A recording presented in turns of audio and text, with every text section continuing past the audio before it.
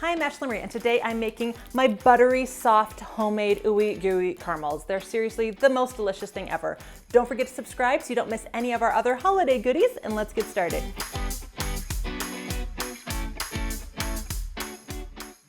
If you've attempted to make caramel, I'm sure you've heard some of these before. You have to use a candy thermometer, or I never use a candy thermometer, or never make it when it's raining, or never make it when it's going to rain, or this recipe is foolproof, or this recipe is foolproof. There's a ton of information out there and it can be a little, kind of scary. Personally, I use a candy thermometer. I also go by color and touch, and I do the plop and I feel it, and I'm gonna show you all of that. But a candy thermometer is a great way to start, and it's a good guide. The thing is, the candy thermometer says softball that you're trying to achieve for caramel is at 240 degrees. But guess what? That's not 240 degrees everywhere. That's 240 degrees at sea level. Now, I have brought this up before and I will bring it up again. You need to adjust your candy thermometer temperatures based on your elevation.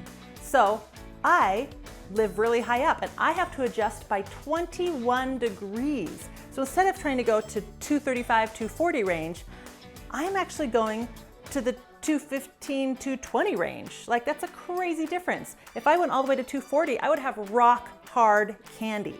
Nobody wants rock hard caramels unless you're going for toffee, and that's a totally different recipe. It's super simple to figure out what you need to adjust your candy thermometer by. All you have to do is boil some water, stick the thermometer in there, and then take note when the water comes to a rolling boil. Now, water boils at sea level at 212 degrees. So if yours boils below that or above that, now you know your adjustment temperature, whether you need to minus or add temperature to whatever candy recipe you're making. First thing we're gonna do is add some butter, and now some brown sugar. It's a lot of brown sugar. And some salt, and turn it on. We're gonna melt that until all of the granulated sugar and salt is dissolved. Once the butter is all melted, we're gonna add our corn syrup. And then finally, some sweetened condensed milk. Ooh, ooey gooey goodness. Oh, and look at that beautiful boil and bubbling away. And as you can see on the thermometer, we are getting close to the 220, so I'm gonna get out a little cup full of ice water to do our first test. So to do the test, what you wanna do is take some of your caramel and pour it in some ice water. Now, if it immediately dissolves, you know it's not ready yet. If it stays kind of thick, you can go in there and grab it and see if you can squish it. This is still super runny, so it's not quite ready yet.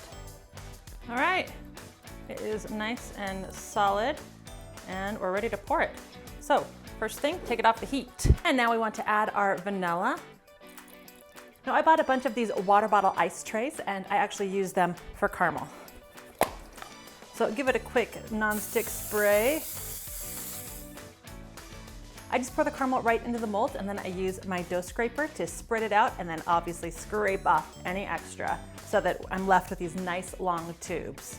Now we're gonna let them set. You sprayed your molds really good, and then you stick them in the freezer for about 10 minutes. They'll actually pop out really nicely.